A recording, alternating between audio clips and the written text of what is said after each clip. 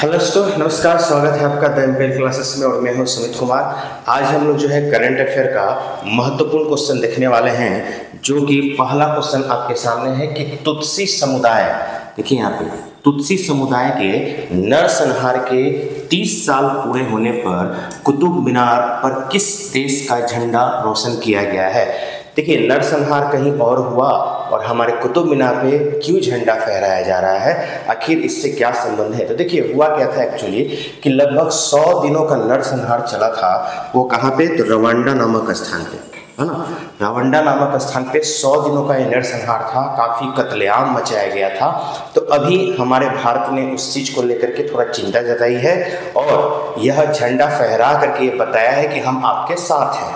तो झंडा फहराने का मतलब, अगर आप कुतुब मीनार को देखते तो उन रंगों से पूरा उसको जो है लाइट से उसको रंगीन कर दिया गया था, यानी जो रवांडा का झंडा है उससे उसको कलरफुल बना दिया गया था। ठीक है, तो 30 साल के पूरे होने पर, और ये नरसंहार जो है लगभग 100 दिनों तक चला था, उसके एवज में हम लोगों ने कुतुब मीनार में उसका झंडा बना करके ये हमने जताया कि हम रवांडा के साथ हैं। पहले भी थे, अभी भी हैं और आगे भी रहेंगे। तो इसका आपका उत्तर हो जाएगा रवांडा।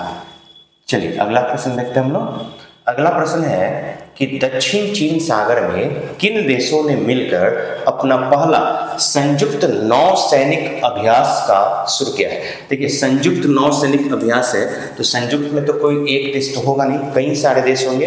इसमें आपको ऑप्शन दिख रहा है, जापान है, ऑस्ट्रेलिया है, फिलीपींस है, अमेरिका है और उपयुक्त में से सभी। तो इसका आंसर उपयुक्त में से सभी होगा। सभी लोग मिल करके, जापान है, ऑस्ट्रेलिया है, फिलीपींस है, अमेरिका है और अपना तो देश है ही, तो ये सब मिल करके जो है इन्होंने संयुक्त अभ्यास शुरू किया है। कारण क्या है? ये अपने शक्ति का प्रदर्शन करते हैं। ये देखते हैं कि कौन किस शक्ति में ज़्यादा निपुण है, कौन सा अभ्यास बेहतर तरीके से कर पा रहा है, तो अपना शक्ति प्रदर्शन एक तरह से दिखाते हैं। ये हिंद महासागर वही दक्षिण चीन सागर में होते रहता है। इसमें आपका आंसर हो जाएगा उपयुक्त सभी, यानी सारे के सारे देश उसमें शामिल हैं। चलिए अगला प्रश्न देखते हैं हम लोग कि मिरज में बने सितार और तानपुरा को, देखिए यहाँ मिरज नहीं मिराज होगा, है ना, लिख देते हैं यहाँ पे मिराज। तो मिराज में बने सितार और तानपुरा को जीआई टैग प्रदान किया गया है। यह किस राज्य से संबंधित है? सबसे पहले तो सितार वादन जो है ये बहुत ही पुराना कला है, लगभग 300 साल पुराना है, चलते आ रहा है। और ये खास करके इसका जो एरिया है वो महाराष्ट्र वाला एरिया है। तो महाराष्ट्र में काफ़ी क्या है, फेमस है और इस चीज़ को जीआई टैग दे दिया गया है कि ज्योग्राफिकल आइडेंटिफिकेशन इसको दे दिया गया है। अब ये वर्ल्ड लेवल पे भी काफ़ी ज़्यादा फेमस हो सकता है और इनको जो भी विश्व के लोग हैं वो उसको देख सकते हैं, उससे कुछ सीख सकते हैं, इसकी और प्रसिद्धि बढ़ सकती है। तो इसका आंसर हो जाएगा आपका महाराष्ट्र। चलिए अगले प्रश्न की तरफ बढ़ते हैं। अगला प्रश्न है कि आई लीग प्रतियोगिता 2023-24 का खिताब किसने जीता। देखिए, आई लीग जो है यह पुरुष फुटबॉल खेल से संबंधित है। ठीक है, जो पहले नेशनल फुटबॉल हुआ करता था अब उसका जगह ले लिया है आई लीग। तो आई लीग जो है यह पुरुष फुटबॉल से संबंधित है। लगभग 2007-08 में इसकी शुरुआत हो गई थी। तो यहाँ पे कह रहे हैं कि प्रतियोगिता 2023-24 का खिताब किसने जीता। तो इसका पहला ही आंसर होगा यहाँ पे मोहम्मडन स्पोर्टिंग, है ना। ये कलकत्ता का है। कहाँ का है? कलकत्ता का है। ठीक है, तो मोहम्मडन स्पोर्टिंग ने जो है यह खिताब जीत लिया है और यह ध्यान रखिएगा ये पुरुष फुटबॉल से संबंधित है और इसकी शुरुआत, आई लीग की शुरुआत लगभग 2007-08 में हो चुकी थी। ठीक है, चलिए अगला प्रश्न देखते हैं हम लोग। अगला प्रश्न है कि विश्व 10 के बेंगलुरु रोड रनिंग प्रतियोगिता के 16वें संस्करण के लिए अंतर्राष्ट्रीय इवेंट एम्बेसडर किसे नियुक्त किया गया है। Who has been appointed as the international event ambassador for the 16th edition of the World 10 K Bengaluru road running championship. ठीक है, तो आपके सामने यहाँ पे ऑप्शन दिख रहा है। ऑप्शन है नीरज चोपड़ा, सचिन तेंदुलकर, वैलेरी एडम्स और मीराबाई चानू।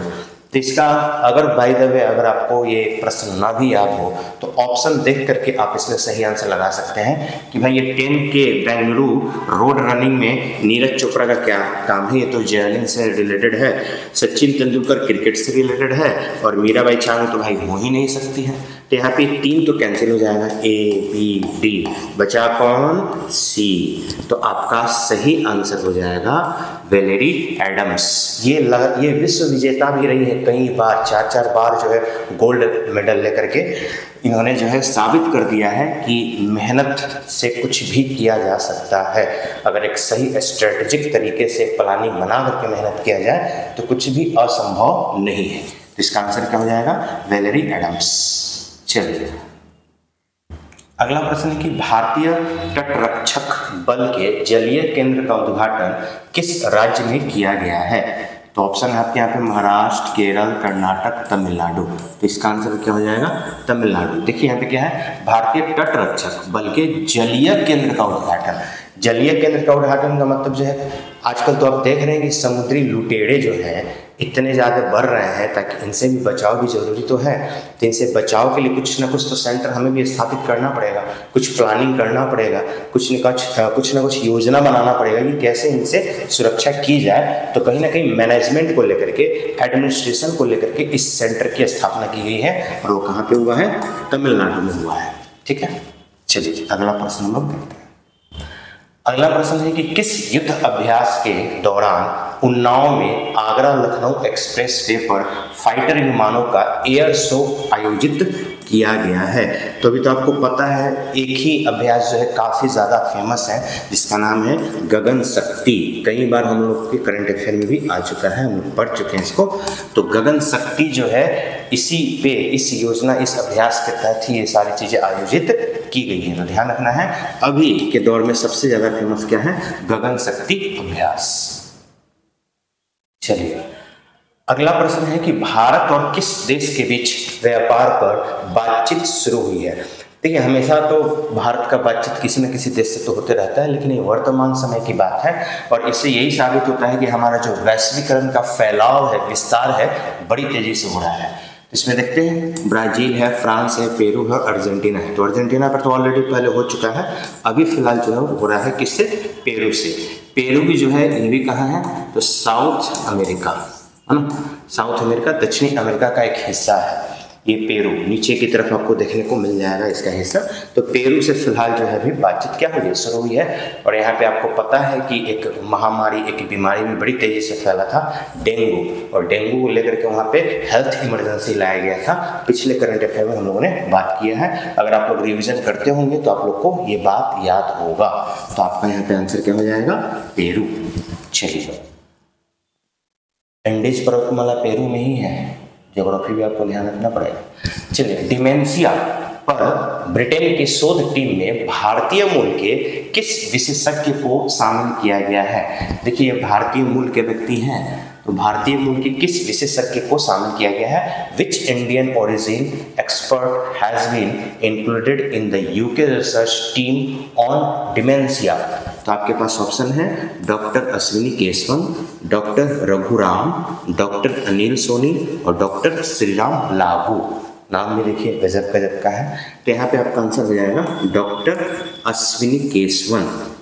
ठीक है ये भारतीय मूल के हैं, लेकिन विदेशों के रिसर्च में ये शामिल हो रहे हैं। ध्यान देना है डिमेंशिया, ठीक है। पर ब्रिटेन की शोध टीम में भारतीय मूल के विशेषज्ञ हैं, और वो है कौन? डॉक्टर अश्विनी केशवन। चलिए अगला प्रश्न है, अगला प्रश्न कि सीआरपीएफ वीरता दिवस, या इसी को क्या बोलते हैं? शौर्य दिवस, है ना। शौर्य दिवस कब मनाया जाता है? तो आप लोग को पता है इसकी तारीख क्या है? 9 अप्रैल।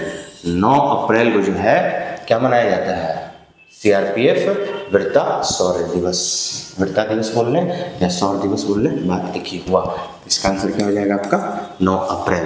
तो टोटल ये 10 प्रश्न जो है हमारे लिए क्या है, इम्पॉर्टेंट है और आपको नोट करना है कॉपी में।